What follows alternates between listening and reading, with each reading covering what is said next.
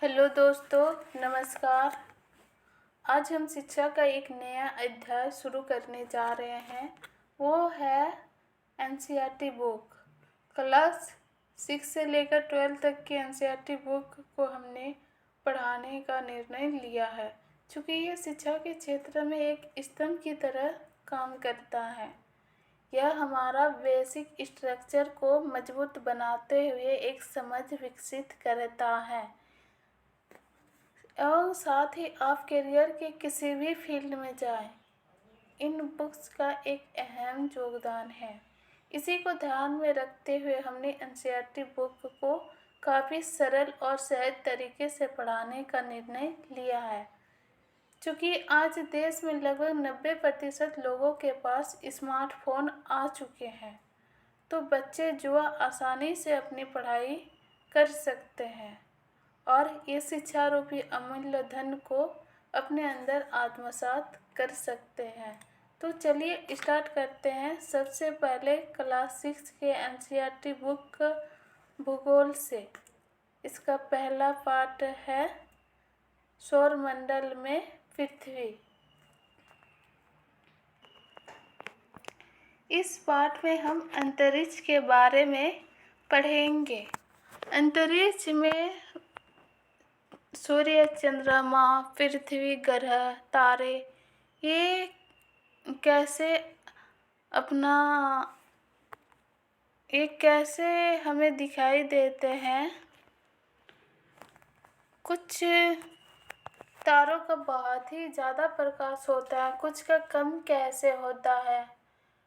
सूर्य इतना क्यों चमकदार है, इनका प्रकाश इतना क्यों तेज है, ग्रह का क्या रोल है, ये सब के बारे में हम पढ़ेंगे। चंद्रमा का क्या रोल है, ये रात में ही क्यों चमकता है, दिन में क्यों नहीं चमकता है। तो ये सब के बारे में आज हम जानेंगे। सबसे पहले यहाँ पर देखते हैं, यहाँ बताया गया है कि सूर्यास्त के बाद आकाश को देखना कितना अच्छा लगता है। सूर्यास्त मतलब सूरज डूब जाने के बाद जब अंधेरा होता है तब की बात हो रही है। आसमान में सब पहले 1 या 2 चमकते बिंदु ही दिखते हैं, लेकिन बाद में इनकी संख्या बढ़ती जाती है। आप उनकी गणना नहीं कर सकते हैं। संपूर्ण आकाश छोटी छोटी चमकदार वस्तुओं से भर जाता है, जिनमें से कुछ चमकीले होते हैं एवं कुछ धुंधले होते हैं। अब देखिएगा, आकाश में कुछ तारे होते हैं कि बहुत ही ज़्यादा उनकी चमक होती है, बहुत ही ज़्यादा वो लाइट करती हैं। और कुछ तारे हैं ऐसे भी है जो जगमगाते रहते हैं, कभी ज़्यादा कभी कम, कभी ज़्यादा कभी कम, इस तरह का भी है। और कुछ तारे हैं कि एक ही जैसा वो लाइट करते हैं। आखिर इसका क्या रीज़न है, तो इसी के बारे में हम आज इस पाठ में पढ़ेंगे।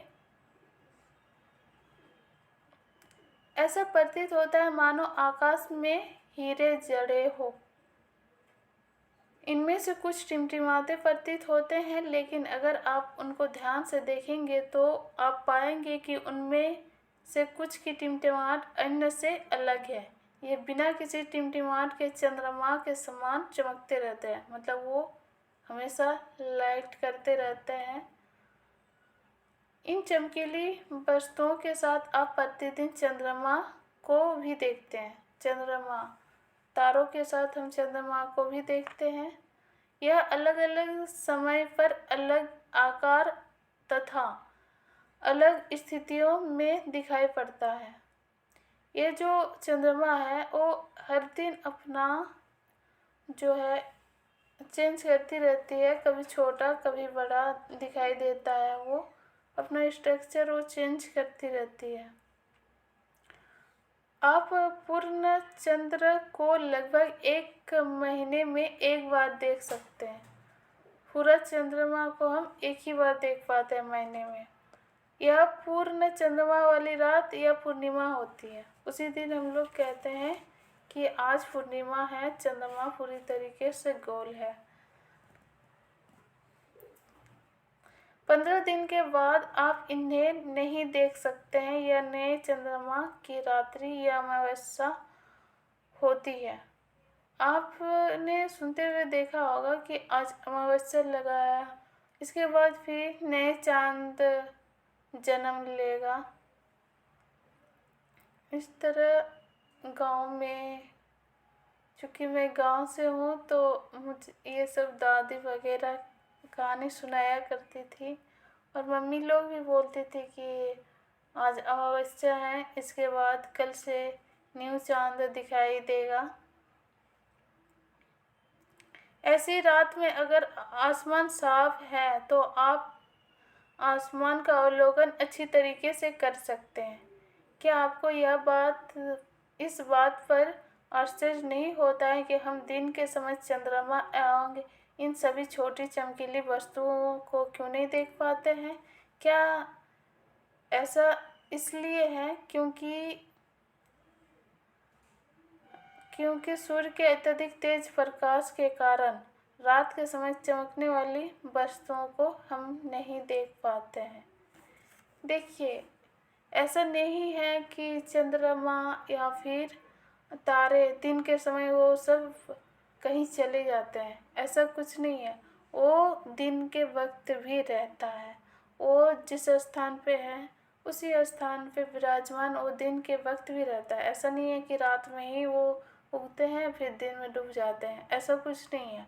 वो दिन में भी रहते हैं, लेकिन दिन में जब सूर्य उगता है तो इसका लाइट इतना ज़्यादा रहता है कि उनकी लाइट, जो तारे हैं, चंद्रमा है, उनकी लाइट के दब जाते हैं सूर्य के लाइट के सामने। तो हमें सूर्य का ही प्रकाश हमें दिखता है और वो सब नहीं दिखता है। वो चंद्रमा तारे के प्रकाश हमें नहीं दिखने लगते हैं। बस यही रीजन है।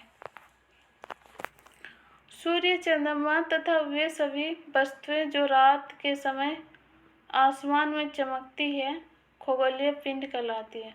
अब देखिए, अंतरिक्ष में जो भी चीज़ें देखने को मिलती है वो सभी खगोलीय पिंड कहलाती है। कुछ खगोलीय पिंड बड़े आकार वाले तथा गर्म होते हैं। ये गैसों से बने होते हैं। इनके पास अपनी ऊष्मा तथा प्रकाश होता है जिसे वे बहुत बड़ी मात्रा में उत्सर्जित करते हैं। इन खगोलीय पिंड को तारा कहते हैं। सूर्य भी एक तारा है।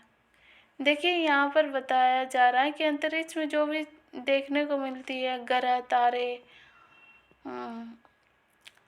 या फिर अन्य छोटी छोटी पिंड, वो सभी खगोलीय पिंड कहलाते हैं। यहाँ पर कुछ खगोलीय पिंड बड़े होते हैं, कुछ छोटे होते हैं। जैसे सूर्य, ये भी एक खगोलीय पिंड ही है। तो ये काफ़ी ऊष्मा और प्रकाश, इनके पास जो है काफ़ी ऊष्मा और प्रकाश है। ये काफ़ी मात्रा में ये ऊष्मा और प्रकाश उत्सर्जित करता है, इसीलिए इसे तारा कहा जाता है। तारा और ग्रह में डिफरेंट यही है कि ग्रह के पास अपनी ऊष्मा या प्रकाश नहीं है और तारे के पास अपनी ऊष्मा और प्रकाश है। ये गैसों से बने होते हैं। यहाँ पर देखिएगा, फिगर दिखाया गया है। एक लड़की देख रही है ध्रुव तारे को। ध्रुव तारा क्या है, ये सब देखेंगे इस पाठ में। रात के समय चमकते हुए अनगिनत तारे सूर्य के समान ही है।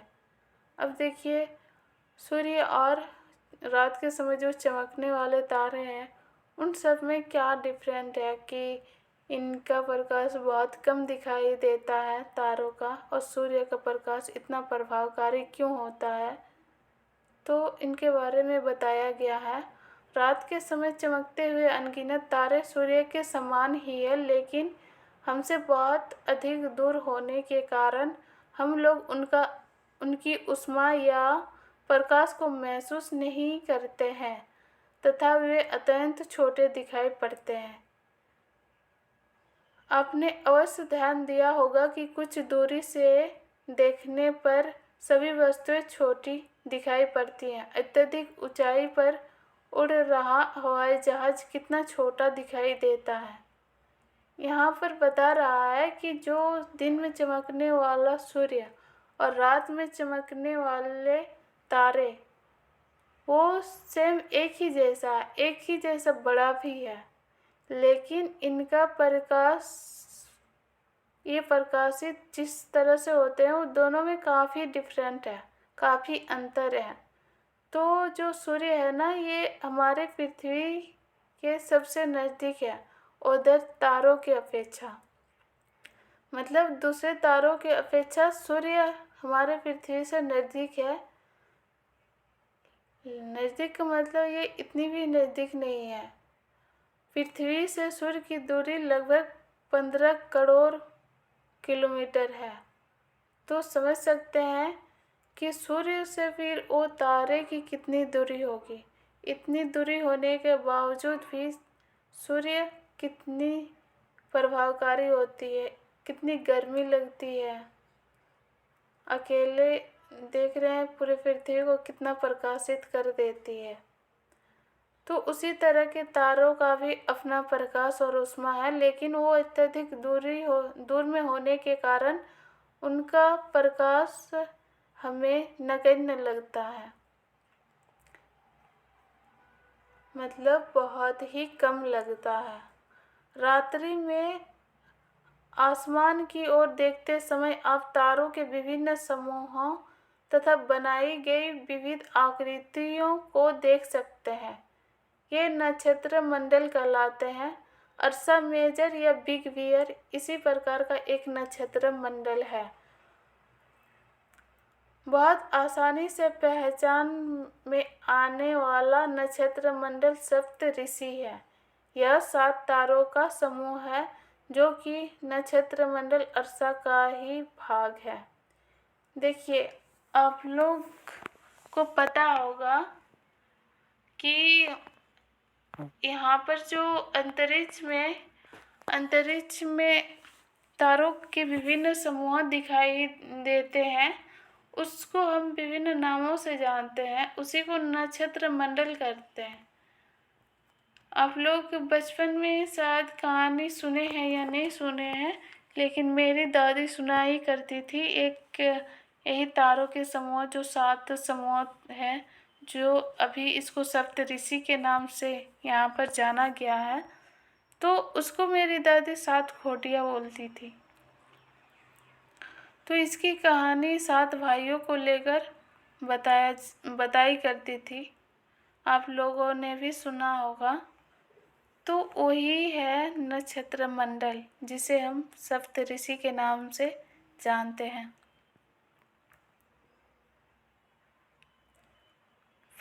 आगे प्राचीन समय में लोग रात्रि में दिशा का निर्धारण तारों की सहायता से करते थे। उत्तरी तारा उत्तर दिशा को बताता है, इसे ध्रुव तारा भी कहा जाता है। आज भी पुराने लोग करते हैं, बुजुर्ग लोग ध्रुव तारा को पहचान कर दिशा की पहचान करते हैं।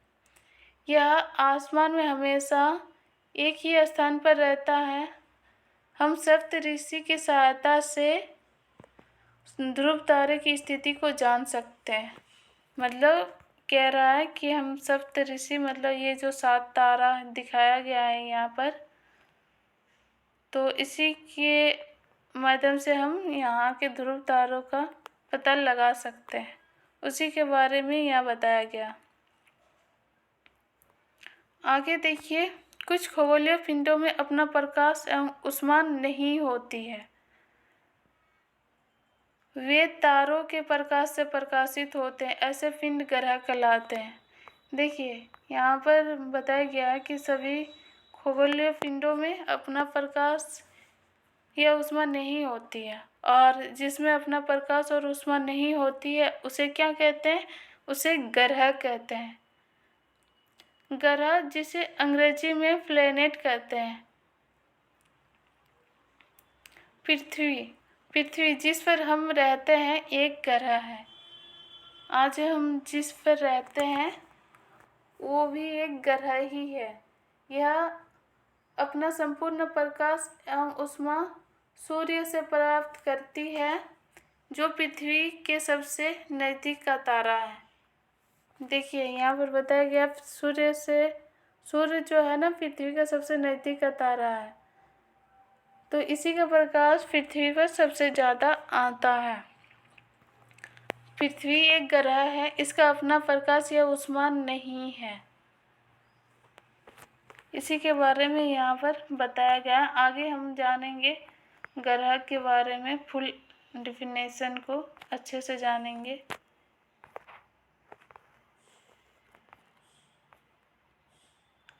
आसमान में दिखने वाला चंद्रमा एक उपग्रह है। यह हमारी पृथ्वी का सहचर है तथा इसके चारों ओर चक्कर लगाता है। हमारी पृथ्वी के समान 7 अन्य ग्रह हैं जो सूर्य से प्रकाश एवं ऊष्मा प्राप्त करते हैं। उनमें से कुछ के पास अपने चंद्रमा भी है। देखिए जो चंद्रमा हमें रात में दिखाई देता है वो एक उपग्रह है। मतलब ये पृथ्वी का उपग्रह है, पृथ्वी का चंद्रमा है। ये पृथ्वी के चारों ओर अपना चक्कर लगाती है। आगे हम चंद्रमा के बारे में भी अच्छे से पढ़ेंगे, उनके बारे में जानेंगे। तो यहाँ पर कह रहा है कि पृथ्वी जो ग्रह है, पृथ्वी अकेला नहीं है, इसके तरह 7 और भी ग्रह हैं। बुध, शुक्र, पृथ्वी, मंगल, ये सारे हैं। तो इसे भी हम आगे पढ़ेंगे। तो इस तरह का 7-8 ग्रह हैं कुल, जो सूर्य के चारों ओर चक्कर लगाते हैं। वो हम अब आगे के पार्ट में पढ़ेंगे सौर मंडल के बारे में, जिसमें विभिन्न ग्रह उपग्रह के बारे में जानेंगे। आज के वीडियो में इतना ही दोस्तों। उम्मीद है आप लोगों को वीडियो अच्छी लगेगी तो शेयर करें। Thank you so much. जय हिंद, जय भारत।